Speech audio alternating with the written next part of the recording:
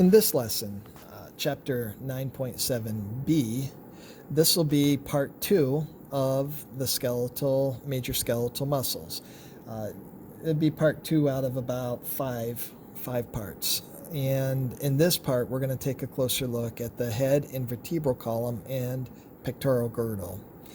By the end of this lesson, you'll be able to identify and locate the skeletal muscles of each of these regions and describe the actions of each muscle. Muscles that move the head and vertebral column. Paired muscles in the neck and back flex and extend the neck and rotate the head and hold the torso erect. They include the following muscles. The sternocleidomastoid is a long muscle in the side of the neck that runs upward from the thorax to the base of the skull behind the ear. When the sternocleidomastoid on one side contracts, the face turns the opposite side. When both muscles contract, the head is pulled toward the chest. If the other muscles fix the head position, the SCMs can raise the sternum, aiding in forceful inhalation. The splenus capitis is a broad, strap-like muscle in the back of the neck. It connects the base of the skull to the vertebrae in the neck and upper thorax. A splenus capitis acting singly rotates the head and laterally flexes the neck. Acting together, these muscles bring the head into an upright position.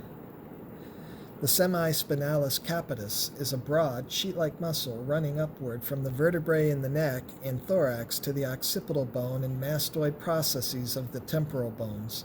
It extends and laterally flexes the neck or rotates the head. Three scalene muscles, the anterior, middle, and posterior, are synergistic with the SCM, or sternocleidomastoid, for flexion of the neck. They also assist with forceful breathing by elevating the first two ribs.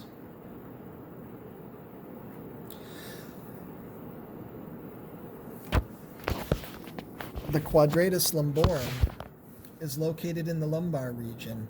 When the quadratus lumborum muscles on both sides contract, the vertebral column is extended. When the muscle on only one side contracts, the vertebral column is flexed laterally. Erector spinae muscles run longitudinally along the back with origins and insertions at many places on the axial skeleton. These muscles extend the neck and rotate the head and maintain the erect position of the vertebral column. In the neck region, they are aided by an elastic ligament called the ligamentum nuchae, which limits flexion of the neck and helps to hold the head upright. Erector spinae can be subdivided into lateral, intermediate, and medial groups. And on this page, we see the final two groups of the erector spinae.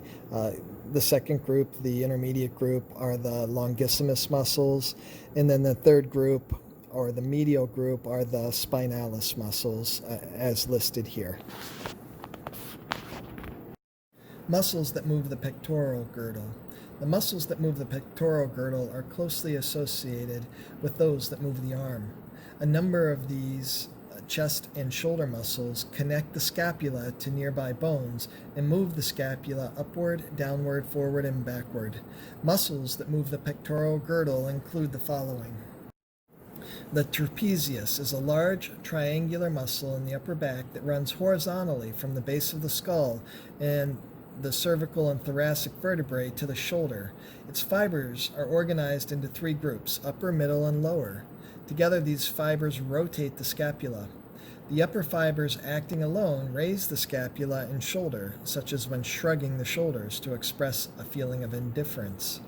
The middle fibers pull the scapula toward the vertebral column, and the lower fibers draw the scapula and shoulder downward. When other muscles fix the shoulder in position, the trapezius can pull the head backward or to the side. Rhomboid major and minor connect the vertebral column to the scapula. Both retract and elevate the scapula. Rhomboid major can also rotate the scapula downward. Levator scapulae is a strap-like muscle that runs almost vertically through the neck, connecting the cervical vertebrae to the scapula. It elevates the scapula. Serratus anterior is a broad, curved muscle located on the inside of the chest. It arises as fleshy, narrow strips on the upper ribs and continues along the medial wall of the axilla to the ventral surface of the scapula. It pulls the scapula downward and anteriorly and is used to thrust the shoulder forward as when pushing something.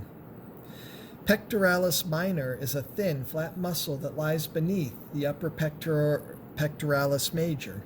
It runs laterally and upward from the ribs to the scapula and pulls the scapula forward and downward.